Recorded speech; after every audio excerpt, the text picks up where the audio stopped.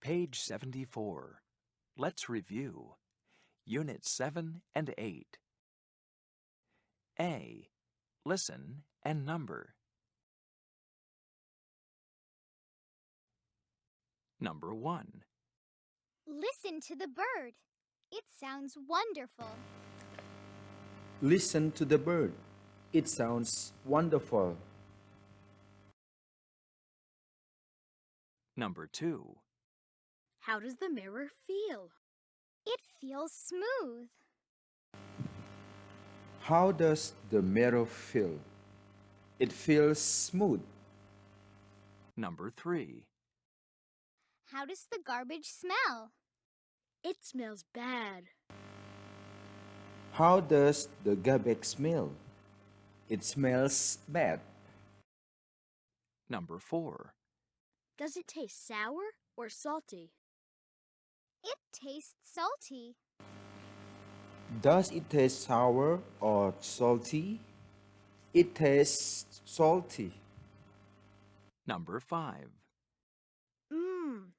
Smell the flower. It smells good. Smells the flower. It smells good. Number 6.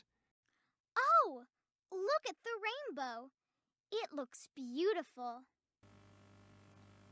Oh, look at the rainbow. It looks beautiful. Number 7. Does the pillow feel soft or hard? It feels soft. Does the pillow feel soft or hard? It feels soft. Number 8. How does the cookie smell? It smells good. How does the cookie smell?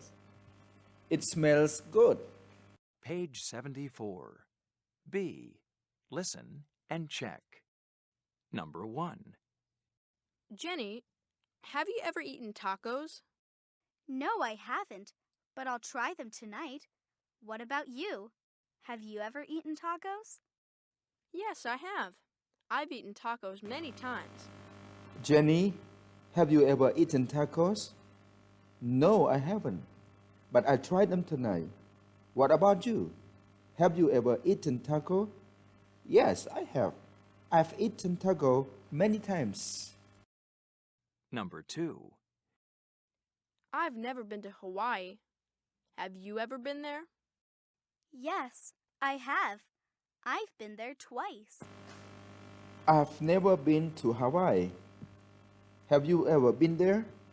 Yes, I have. I've been there twice. Number 3. Have you ever seen a crocodile, Jenny? No, I haven't. I've never seen a crocodile before. Have you ever seen one? Yes, I've seen a crocodile. It was really big. Have you ever seen a crocodile, Jenny? No, I've never seen a crocodile before. Have you ever seen one? Yes, I have seen a crocodile. It was really big. Page 75. C. Let's read about the Grand Canyon. John and Lisa's travel blog. We're in the USA! Hello from the Grand Canyon, USA. This morning, we went rafting on the Colorado River. The river goes through the Grand Canyon.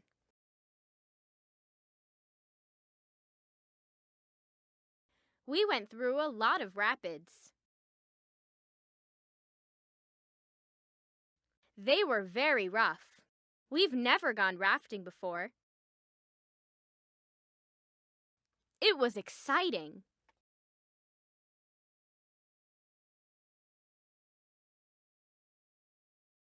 In the afternoon, we camped near the river.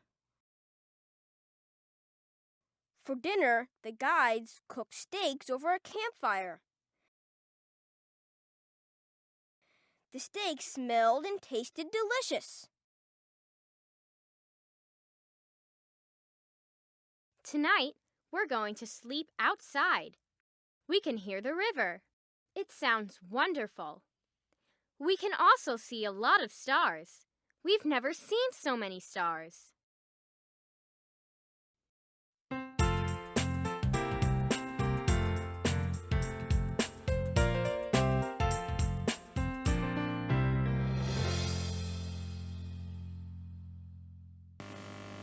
What about you? Have you ever gone rafting? Have you ever cooked over a campfire? Okay, now let's read together with teacher ណាឥឡូវសូមឲ្យកូនៗទាំងអស់គ្នាអានជាមួយ teacher ណាបើកសៀវភៅរបស់យើងទំព័រទី75 See, let's read about the Grand Canyon. John and Lisa's travel blog. We are in the USA. Hello from the Grand Canyon, USA. This morning, we went rafting on the Colorado River. The river goes through the Grand Canyon. We went through a lot of rapids. They were very rough. We've never gone rafting before. It was exciting. In the afternoon, we camped near the river. For dinner, the guys cooked steaks over the campfire. The steaks smell and taste delicious. Tonight, we are going to sleep outside. We can hear the river. It sounds wonderful. We can also see a lot of stars. We have never seen so many stars. What about you? Have you ever gone rafting? Have you ever cooked over campfire? កូនៗត្រូវអានអត្ថបទនៅត្រង់ចំណុចនឹងផ្ញើមកឲ្យឈើព្រមទាំងស្វែងរកពាក្យពិបាកៗនៅក្នុងអត្ថបទនឹងផងណាអរគុណដើម្បីកូនៗស្គាល់តំបន់នេះកាន់តែច្បាស់ឈើឲ្យកូនៗមើលវីដេអូនេះមួយពាក់ព័ន្ធនឹងតំបន់ Grand Canyon ហ្នឹងណា The Grand Canyon. Enormous. Iconic. Breathtaking. 2019 marks Grand Canyon National Park's 100th anniversary. But how did it get to be such a beloved destination? Archaeological artifacts suggest that people lived in and around the canyon some 12,000 years ago. Today, it's still considered a sacred place to 11 Native American tribes, despite being moved onto reservations in the 1800s. The United States didn't really explore the area until the Treaty of Guadalupe Hidalgo ceded over 500,000 square miles of land to the U.S., including the Grand Canyon. So, in 1857, the U.S. government sent an expedition led by Lieutenant Joseph Ives to explore the Colorado River. While Ives admired the scenery, in his report he wrote, "The region is, of course, altogether valueless. Ours has been the first, and will doubtless be the last party of whites to visit this profitless locality."